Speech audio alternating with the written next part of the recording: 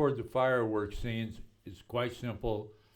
Just put the GoPro in aluminum housing so that it doesn't get burned up, and then set it on its back right next to the fireworks that are going off. That way the sparks fall down on it. But we're going to put the case on it because we don't want the GoPro to burn up. There is one problem with this case. This particular case is a Pulz, P-U-L-U-Z, and the link is down below for Amazon. And it's a wonderful, wonderful case. It has a slide up and down back on it, and it really works well.